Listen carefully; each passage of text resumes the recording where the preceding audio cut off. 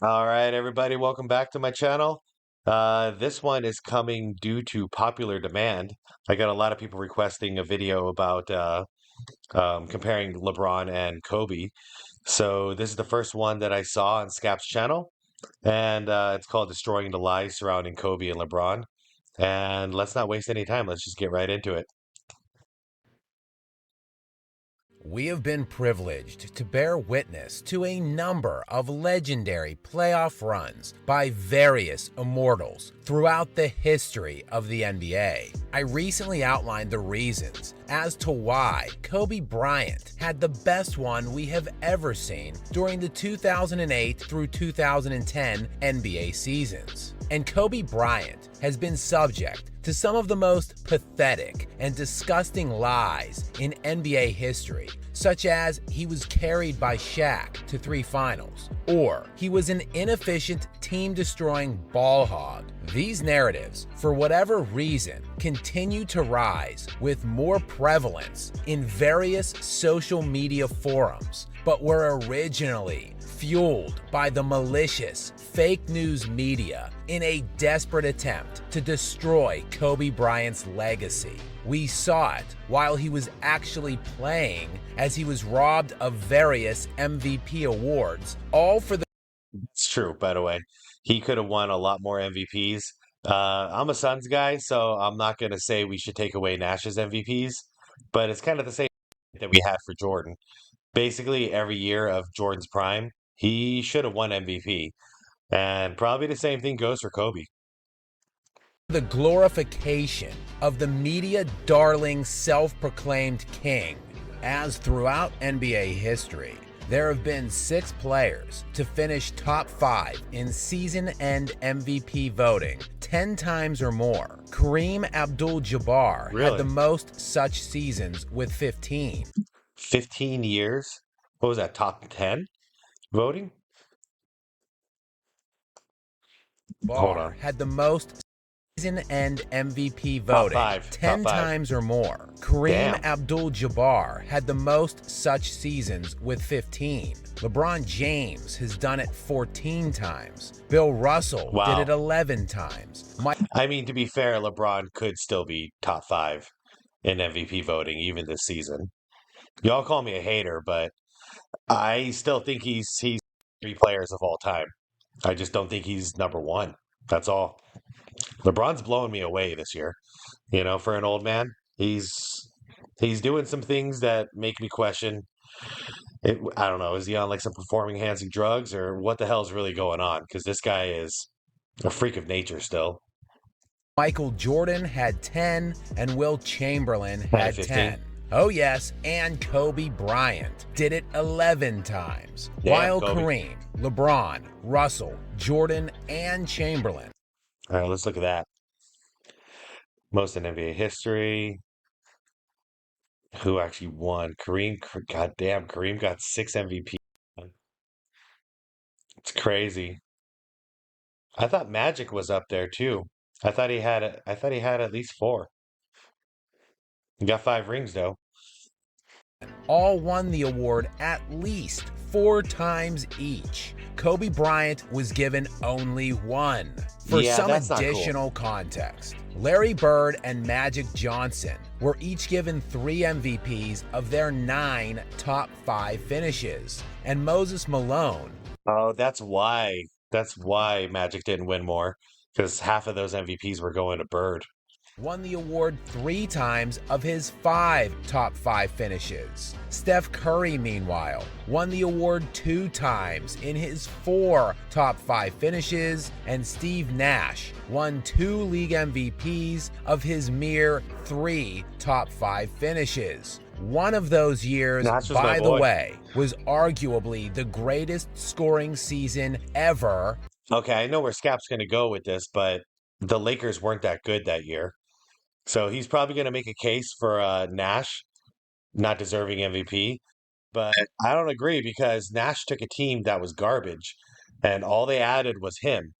And all of a sudden I mean, they were the craziest team in the league. That era of Suns was amazing. I mean, they were number 1 or number 2 in the West. So, but Kobe, that Laker team sucked. But yeah, he put up numbers that were ridiculous, like 36, 37 points a game. Put forth by one Kobe Bryant, while he was also named All NBA Defense First Team. He The played his ass fact off the playing media with scrubs. hated Kobe Bryant and systematically tried to destroy his legacy is But it's the same reason why Jordan didn't win MVPs in his early years. I mean, Jordan was putting up things like 37 points a game, defensive player of the year, like just blowing everybody out of the waters. But he didn't win MVP until the Bulls were a legit title contender. is not speculation. It's not an opinion. It is an absolute and undeniable truth. The hatred and belittling tactics deployed by the media throughout Kobe's career fuel further fire to the lies percolating around Kobe to this day, including the narrative around that 2008 through 2010 finals run by Bryant. Kobe has been painted to have some kind of super team during those runs, despite having only one other All-Star on the roster and being the only NBA player ever to win consecutive championships without a top 75 all-time player. Yes, he's the only one, and he did it in the deepest, most difficult conference ever. Not only was his conference the best ever, there was also an alleged super team out east with 3 Hall of Famers and 3 top 75 players on it, the Boston Celtics. That was a pretty brutal time. That West was so stacked. I mean, to think the two-time MVP Nash Suns couldn't even make it to the finals, even though they cheated. I'll probably cover that someday, what happened with San Antonio. But, to not be able to make the finals and be that good, unbelievable. A team that eliminated LeBron James in the playoffs during the 2008 and 2010 seasons. The loss in 2010 of which forced him to destroy the competitive balance of the NBA. And that's the moment when I stopped liking LeBron James. I was a huge supporter up until this move. For what would become nearly a decade when he slithered his way from Cleveland to South Beach. In this fall, I'm going to take my talents to South Beach. He stole that line from Kobe, by the way. Kobe said that when he went to the NBA out of high school, he was like, and I'm going to take my talents to the NBA. Because, of course, he didn't have enough help. While LeBron gets routine passes for his cowardly super team building move, Kobe's unprecedented playoff run is actually somehow discredited because of his 2010 finals performance against those Boston Celtics. And it's crazy, too. We disrespect Kobe, but Kobe did the Jordan thing. He stayed home. He stayed with the team that drafted him, throughout bad times, and they rebuilt, and then they became champions again. A series many claim Kobe didn't even deserve the finals MVP in, and he got rescued by Ron Artest, aka Meta World Peace, and Pau Gasol. But as with most things in sports, Kobe this played his ass off. requires the proper context. And the media's love affair with their anointed chosen one and self-proclaimed king had already graduated to full-blown obsession, as they had just given LeBron his second consecutive league MVP award in the 2010 NBA year. And LeBron did have the best record in the NBA that year and home court advantage when they came up against the Celtics team in the Eastern Conference. That's crazy to think about. So we say LeBron, LeBron didn't have help, yada yada yada. How did he manage to get the best record in the NBA? You know, at that point, whoever has the best record in the league, you're expected to win the title. semifinals. And the Cavs were up 2-1 in this series when LeBron James absolutely fell apart in one of the most stunning choke jobs of his entire career. In Game 4, 5, and 6, James scored just Hold on. I want to look at this. Game 4, 22 points, 7 for 18. Not too bad. Not great, though. 15 points, 3 for 14. Terrible. That's inexcusable. Game 6, 27 points, but 8 for 21. That's pretty rough. 21 points per game on 34% shooting from the field, while posting a -37, and the Cavaliers went from a 2-1 lead to not winning a single game the rest of the series. But again, LeBron just didn't have enough help. Oh, and also teammate Delonte West and LeBron's mom, Gloria, may or may not have been getting nice. But let's focus on the not enough help. What's the story with that? I've heard some bits and pieces, but was that really going on? Like, LeBron's mama was really doing with Delonte? Part of this. In this series, LeBron James averaged nearly 27 points per game. Didn't Delonte end up being like a meth addict or something? Like he's homeless right now? You know, I gotta watch some stuff on Delonte. See what the hell this story is. While the other top 3 scorers on his team in that series were 27-year-old Mo Williams, coming off of an All-Star appearance 1 year earlier, 33-year-old Antoine Jamison, who in his previous 5 NBA seasons he was averaged sick. 21 points per game and 9 rebounds while making 2 All-Star appearances, and in fact was averaging 21 points and 9 rebounds per game. Yeah, so Jordan had LeBron had no help, but Jordan did. Right there, 20 points and 8 rebounds. That's better than Pippen giving up. And we don't even talk about this. And he had Mo Williams. Season when he was traded to Cleveland, and 37-year-old Shaquille O'Neal. Shaq don't count. Shaq sucked at that point. Suns got rid of him, and Shaq was washed up at that point. Who had made his 15th All-Star appearance 1 season earlier. These 3 players, with an average age of 32 years old, with a combined 18 career All-Star appearances, who in this series against Boston combined to score 13.5, 52% shooting. All right, Shaq. That's actually better than I thought you did. 39 points per game on 45% shooting from the field. In the NBA Finals this year between LA and Boston, a 7-game defensive war, Kobe Bryant averaged just under 29 points per game, while his other top 3 scorers were 29-year-old Pau Gasol, who made an All-Star team 6 total times in his career, 30-year-old Ron Artest, a.k.a. Meta World Peace, the rib cracker, who made 1 career All-Star appearance 7 years before this series in the 2003-2004 season, and 35-year-old... Yeah, but, Ron Artest was a defensive machine. Derek Fisher, who never made an All-Star team in his 20-year NBA career. Made a lot of clutch These threes, 3 though. players, with an average age of 31, with a combined 7 career All-Star appearances, who in this... All right, let's look at this. Powell was in his prime. Only put up 18.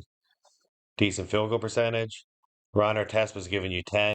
Hitting those threes back then, but his contribution was defense. Fishhead, damn, dude, only 8 points. All right, yeah, Kobe didn't have a lot of help. He really didn't.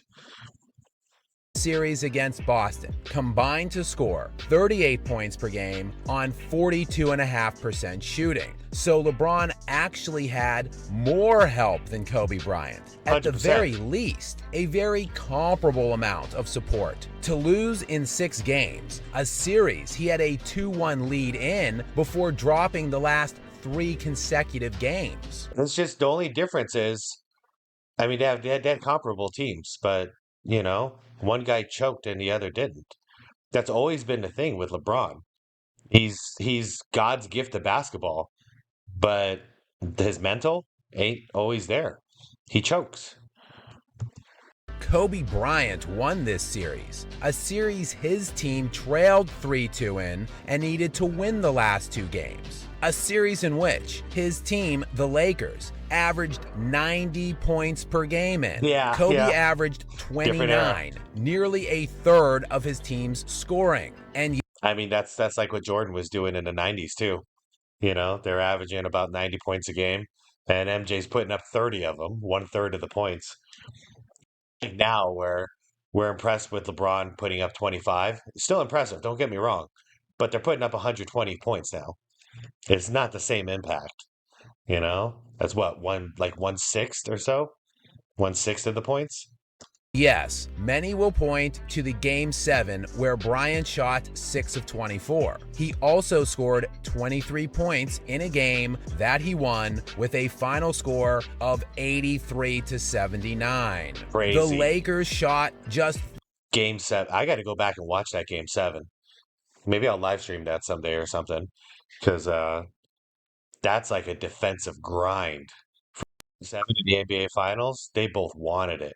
32.5% as a team for that game. The Celtics scored only 79 points. Breaking news. No one shot the ball well. They actually played defense back then, kids, but Kobe Bryant, in typical Kobe Bryant fashion, found a way to win because he was a winner. He led both teams in scoring for that Game 7. He led both teams in fourth quarter points for that Game 7. For the series, Bryant averaged 29 points per game, 8 rebounds, 4 assists, and 2 steals.